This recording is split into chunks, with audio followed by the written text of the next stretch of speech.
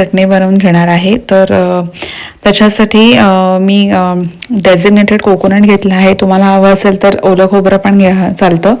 त्याच्यामध्ये हिरव्या मिरच्या 5 ते 6, त्याच्यामध्ये शेंगदाण्याचा कूट, चवीप्रमाणे मीठ आणि जिरं। उपवासाला जर तुम्हाला चालत असेल तर हे छानपैकी मी ग्राइंड करून घेतलेलं आहे मिक्सरला।